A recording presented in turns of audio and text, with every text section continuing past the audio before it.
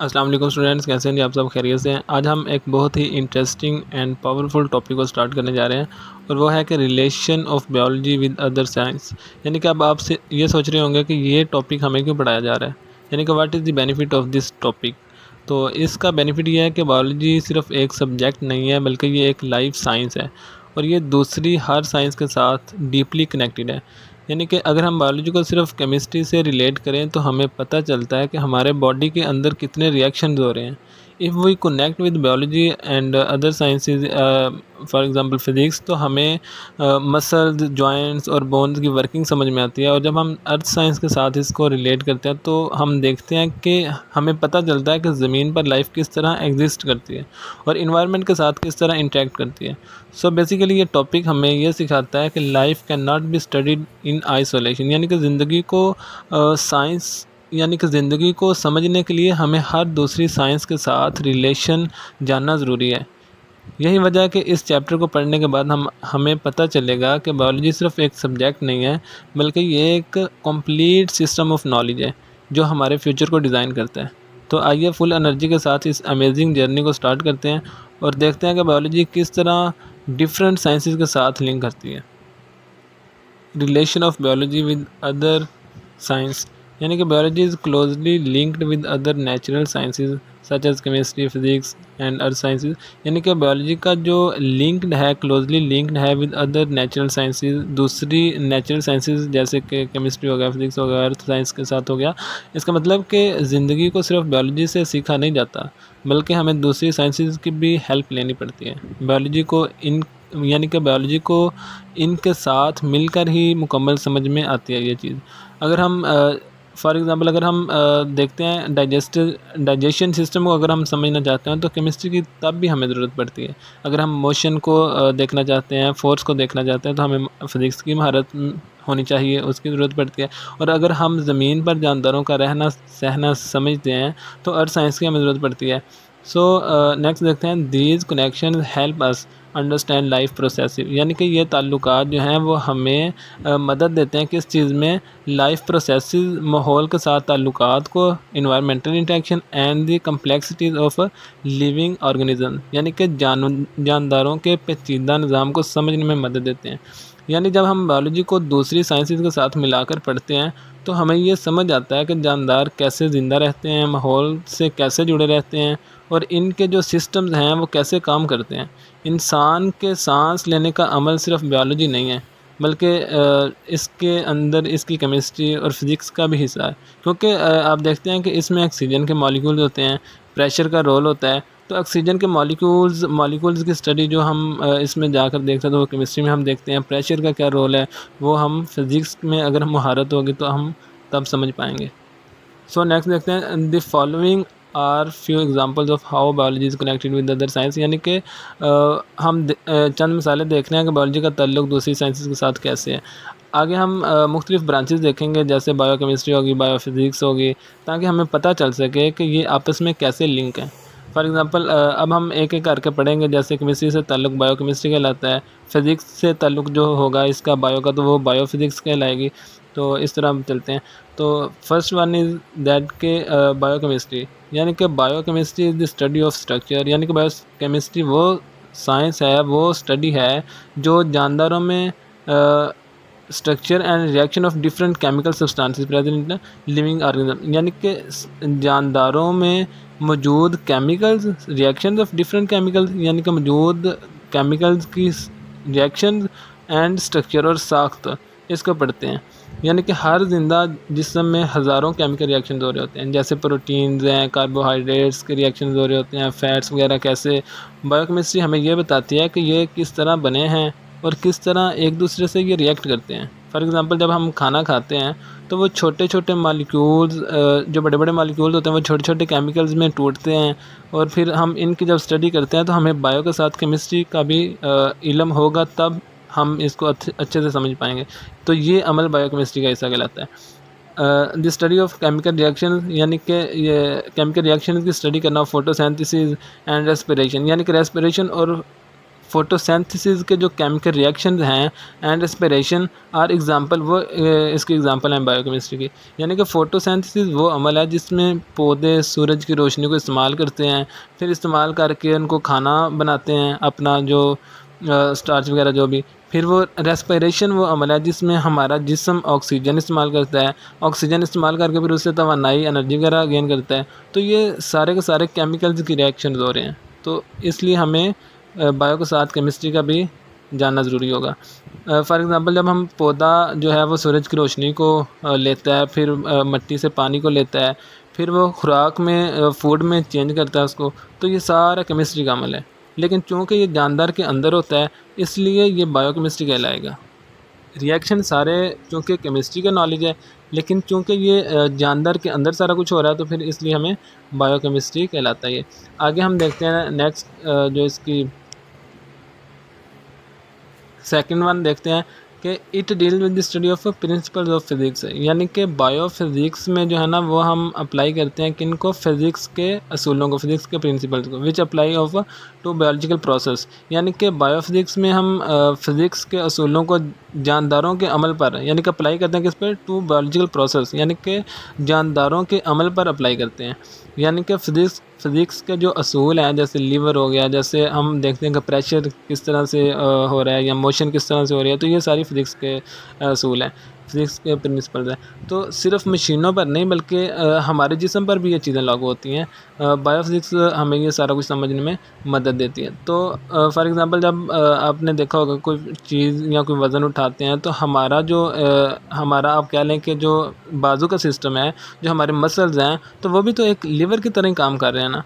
तो जिस तरह फ़िज़िक्स में हम लीवर पढ़ते हैं, तो फिर लीवर को अगर हम इस तरह से समझेंगे जिस तरह हमारा बाजू काम कर रहा है, तो ये सारा कुछ बायोफ़िज़िक्स की अंदर आ जाएगा, इसको अच्छे से हम अंडरस्टैंड कर पाएंगे। For example in biophysics we study the rules of lever, यानी कि मिसाल के तौर पर कह रहा है कि बायोफ़िज़िक्स में हम लीवर की स्टडी करते हैं, और motion for understanding the function of muscles, यानी कि हम मसल्स, बोन्स एंड जॉइंट्स, यानी कि मसल्स, बोन्स, जॉइंट्स के फंक्शंस को समझने के लिए हम फ़िज़िक्स के असूल पढ़ते हैं। तो हमारे जिस्म में जैसे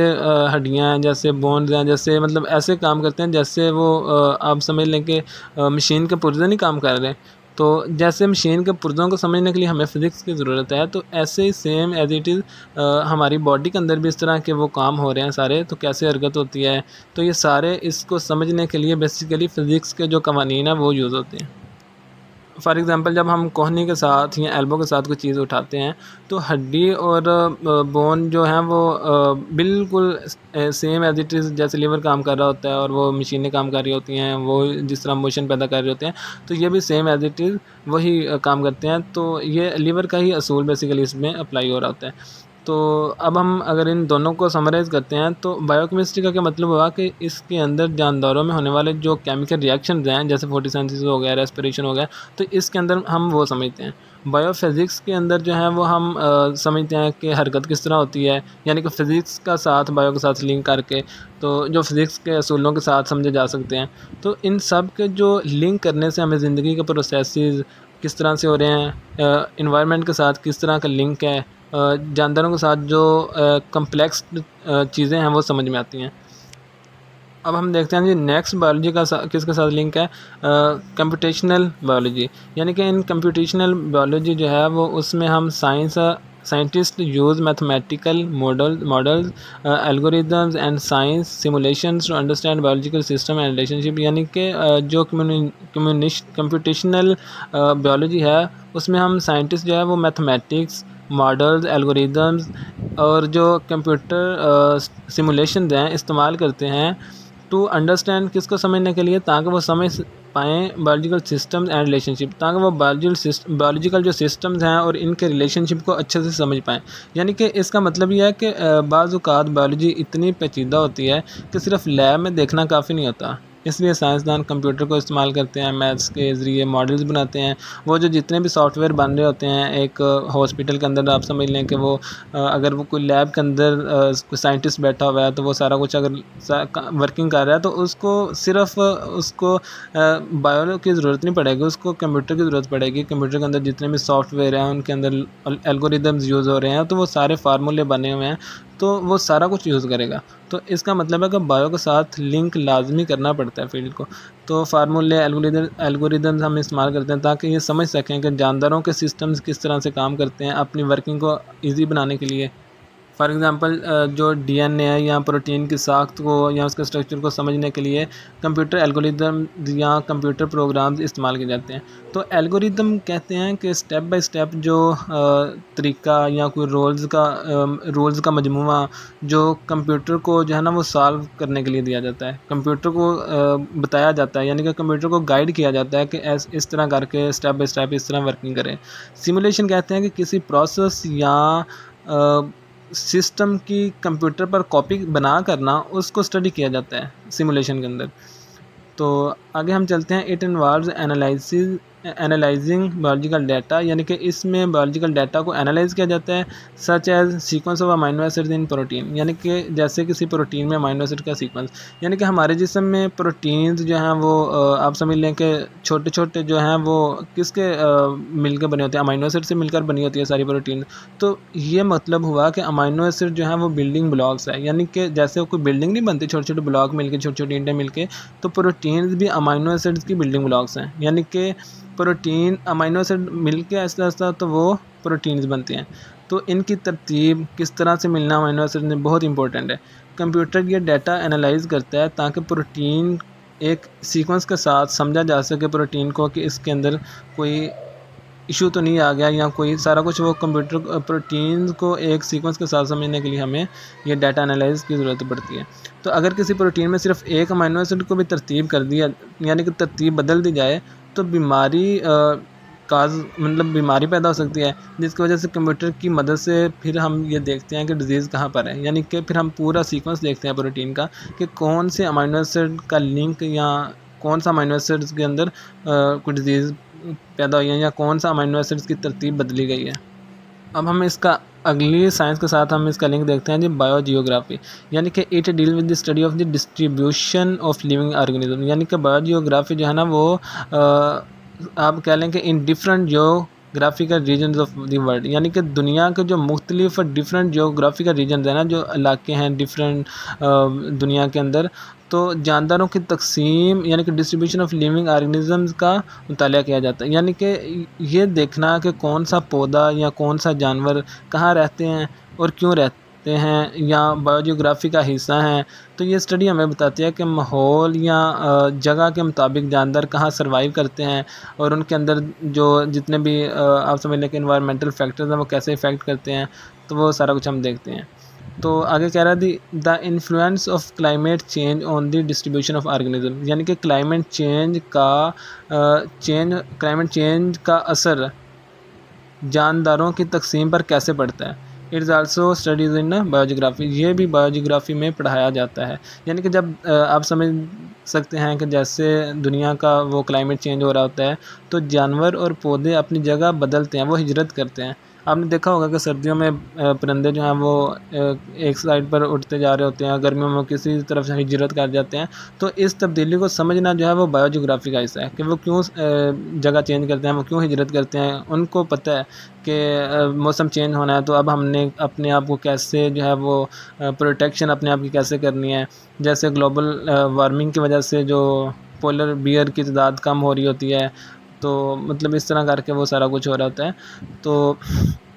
जो क्लाइमेट चेंज है वो कहते हैं बेसिकली दुनिया के जो मौसम में तब्दीली होती है ना, एक मुस्तकिल तब्दीली, जैसे गर्मी बढ़ जाती है, सर्दियों में सर्दी बढ़ जाती है, तो वो सारा कुछ है। आगे हम देखते हैं जी किस बायोलॉजी का किस साइंस के साथ लिंक है, बायोस्टैटिस्टिक्स, यानी कि बायोस्टैटिस्टिक्स जो है वो it deal with the principle of statistics, यानी कि बायोस्टैटिस्टिक्स में हम स्टैटिस्टिक्स के असूल इस्तेमाल करते हैं किस लिए, टू एनालाइज, ताकि हम एनालाइज कर सकें एंड इंटरप्रेट कर सकें, यानी कि एनालाइज कर सकें जानदारों से मुतल्लिक, लिविंग ऑर्गेनिज्म से मुतल्लिक, और इंटरप्रेट कर सकें, यानी कि जानदारों के बारे में जो रिसर्च डाटा मिलता है वो अक्सर बहुत बड़ा और पेचीदा होता है। बायोस्टैटिस्टिक्स हमें ये डाटा नंबर्स में समझने और नतीजा निकालने में मदद देती है, यानी कि जो हम रिसर्च वगैरह करते हैं ना वो यानी कि जो रिसर्च हमने कर ली वो इतना पेचीदा डाटा हमें मिलता है, फिर हम उसको स्टैटिस्टिक्स के असूल अप्लाई करते हैं ताकि उस सारे के सारे डाटा को एनालाइज कर सकें। फॉर एग्ज़ाम्पल अगर हमें कोई आप समझ लें कि 1000 पेशेंट है, तो अगर हमने कोई दवा टेस्ट वगैरह करनी है तो बायोस्टैटिस्टिक्स हमें ये बताएंगे कि कितने मरीज़ों में वो सही काम कर रही है, यानी कि एक आप समझ लें कि एक रेशियो निकालता है, यानी कि एक एवरेज निकालता है। अगर कोई अब हमने कोई मेडिसिन बनाई है तो वो मेडिसिन अब अप्लाई करनी है, पेशेंट्स को देखना है कि ये इसका रिज़ल्ट सही निकल रहा है कि नहीं, तो फिर हम 1000 पेशेंट्स को वो मेडिसिन देंगे, फिर हम देखेंगे कि उनका डाटा निकालेंगे। अब वो डाटा को स्टैटिस्टिक्स के कुछ असूल होता है वो अप्लाई करते हैं, फिर देखते हैं कि ये डाटा इतने पेशेंट्स को यानी कि ट्रीटमेंट दे सका है, फिर हम उसके मुताबिक अपना रिज़ल्ट निकालते हैं, यानी कि डाटा को आसान करते हैं। तो स्टैटिस्टिक्स का मतलब ये हुआ कि अदाद शुमार को, जो हमने डाटा को इकट्ठा किया, उनको एनालाइज़ किया, उसको जमा करके ना उनका तजज़िया करते हैं। और इंटरप्रेट का मतलब होता है कि किसी नतीजा को समझना और फिर उसकी वजाहत करना कि इतने पेशेंट्स को हमने ये मेडिसिन दी और इसका ये रिज़ल्ट निकला, अब हम इसको उसकी फिर वजाहत करते हैं, उसको फिर समझते हैं इस डाटा को। तो डाटा को समझने के लिए बेसिकली हमें बायोस्टैटिस्टिक्स की ज़रूरत पड़ती है, जो कि अब ज़ाहिर सी बात है कि ये लिविंग ऑर्गेनिजम्स के अंदर सारा कुछ डाटा हमें मिल रहा है और हम उसको समझ रहे हैं, तो फिर ये बायोस्टैटिस्टिक्स की फील्ड होगी। अब हम नेक्स्ट देखते हैं जी, biostatistics plays a crucial role in biological research health care, यानी कि बायोस्टैटिस्टिक्स का जो अहम रोल है वो क्या है कि अहम किरदार जो है वो बायोलॉजिकल रिसर्च करने में, हेल्थ केयर में एंड पब्लिक हेल्थ, यानी कि बायोस्टैटिस्टिक्स का अहम किरदार जो है, अहम रोल जो है, इम्पोर्टेंट रोल जो है, क्रूशियल रोल जो है वो बायोलॉजिकल रिसर्च में, हेल्थ केयर में और पब्लिक हेल्थ वगैरह में होता है। यानी कि रिसर्च के नताइज रिलायबल तभी होते हैं जब हम सही स्टैटिस्टिक्स लगाएं, स्टैटिस्टिक्स के सही असूल लगाते हैं, तभी हमें नताइज जो डाटा में मिल रहा होता है उसके तभी हमें नताइज अच्छे मिलते हैं। इसी तरह हॉस्पिटल्स में आपने देखा होगा, पब्लिक हेल्थ में भी ये बहुत ज़रूरी है कि डाटा को अच्छे से रिलायबल उसके जो रिज़ल्ट निकलते हैं, ताकि फिर वो उसके अकॉर्डिंगली हमें डिसीजन लिए जा सकें।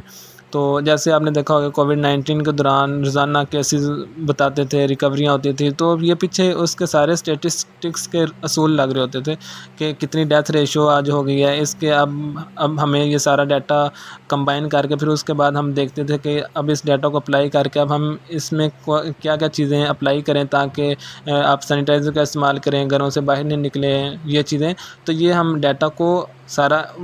जब हम डाटा को सारे को कंबाइन करते हैं तो वो कम्प्लेक्स डाटा बन जाता है, फिर हम उसके अंदर स्टैटिस्टिक्स के असूल लगाते हैं, फिर उसके अंदर से हम चीज़ों को अप्लाई करते हैं ताकि हमें अच्छे रिज़ल्ट मिल सकें। तो अब हम जो पिछले 3 हमने फील्ड मतलब जो हमने पढ़ी हैं साइंसेस, बायोलॉजी का किनके साथ लिंक था, अब हम इसको समराइज़ अगर करते हैं तो कंप्यूटेशनल जो बायोलॉजी है उसमें हम कंप्यूटर और मैथ को समझते हैं। बायोलॉजिकल सिस्टम्स की मदद से हम यानी कि जैसे आप समझ लेंगे डाटा एनालाइज़ को समझते हैं, डाटा जैसे डीएनए जैसे प्रोटीन्स वगैरह। तो बायोजियोग्राफी में हम देखते हैं कि जानदार कहाँ पाए जाते हैं और फिर यानी कि किधर पाए जाते हैं, कौन सी ज़मीन के एरिए में या किधर, और फिर इसके अंदर अगर क्लाइमेट चेंज हो रहा है या मौसम चेंज हो रहा है तो उनका इफ़ेक्ट क्या आता है जानवरों पर। और बायोस्टैटिस्टिक्स भी हमने तफसील से समझा कि इसके जो हम डाटा को कंबाइन करते हैं, बायोलॉजिकल डाटा को, फिर हम उसको एक नंबरों की शक्ल में देकर और फिर हम इसको एनालाइज़ करते हैं ताकि एक सही जो है ना वो डिसीजन लिया जाए, सही फ़ैसला करके तो हमें जो है वो एक अच्छा रिज़ल्ट मिल जाए। तो अब हम नेक्स्ट देखते हैं इसकी जो बायोटेक्नोलॉजी आ रहा है। तो बायोटेक्नोलॉजी में कह रहा है कि it deals with the use of living organisms. हम इसमें जो है ना लिविंग ऑर्गेनिजम्स के पार्ट्स को यूज़ ऑफ लिविंग ऑर्गेनिजम्स और देयर कंपोनेंट्स और टू डिवेल्प, यानी कि या इनके पार्ट्स को इस्तेमाल करते हैं टू डिवेल्प बेनिफिशियल प्रोडक्ट्स, ताकि हम बना सकें क्या चीज़ें, ताकि हम जो है ना वो फ़ायदेमंद प्रोडक्ट्स या प्रोसेसेस के ज़रिए बनाई जा सके मुख्तलिफ़ फ़ील्ड्स के लिए। यानी कि इसका मतलब ये है कि साइंसदान जो है ना वो जानदार को या इनके छोटे हिस्से जैसे सेल्स वगैरह या जीन्स वगैरह को इस्तेमाल करते हैं और फिर ऐसी चीज़ें बनाते हैं जो इंसानों को जो खेती बाड़ी करने में या जो मतलब माहौल के लिए फ़ायदेमंद हों चीज़ें। जैसे आपने देखा होगा फॉर एग्ज़ाम्पल एग्ज़ाम्पल पौधों को अगर कोई फॉर एग्ज़ाम्पल प्लांट्स को डिज़ीज़ हो जाती है तो फिर हम क्या करते हैं कि डिज़ीज़ से बचाने वाली वैरायटी तैयार करते हैं, या वो प्लांट्स के अंदर इस तरह से मॉडिफिकेशन करते हैं ताकि वो उस डिज़ीज़ से बच सके, या फिर ऐसी मेडिसिन बनाते हैं या ऐसी जो दवाई वगैरह बनाते हैं जो पहले मुमकिन नहीं थी, ताकि वो उस डिज़ीज़ से हमें बचाया जा सके अपने प्लांट्स को। Including health care, agriculture and environmental management, ये मुख्तलिफ़ फील्ड्स जैसे हेल्थ केयर है, जैसे एग्रीकल्चर है और इन्वायरमेंटल मैनेजमेंट में इस्तेमाल होती है। यानी ये सिर्फ दवा बनाने तक महदूद नहीं है, बल्कि खेतों की पैदावार भी बढ़ाते हैं हम, या बीमारियां कम करते हैं, या आप समझ लें कि इन्वायरमेंट के अंदर अगर पोल्यूशन हो रही है तो उसको साफ़ रखने के लिए भी हमें इस्तेमाल करते हैं ये। तो फॉर एग्ज़ाम्पल जैसे हम हेल्थ केयर में अगर हम देखते हैं तो इंसुलिन बनाते हैं, या आप देख लें कि एग्रीकल्चर के अंदर कोई डिज़ीज़ हुई है तो हम फिर वो जो अगर क्रॉप्स वगैरह को रेजिस्टेंस, जो पेस्ट वगैरह रेजिस्टेंट होते हैं क्रॉप्स, वो तैयार करते हैं। इन्वायरमेंट को अगर हम देखते हैं कि अगर पोल्यूशन ज़्यादा है तो फिर हम वेस्ट को साफ़ करने के लिए बैक्टीरिया वगैरह का यूज़ करते हैं। तो फिर हम ये नेक्स्ट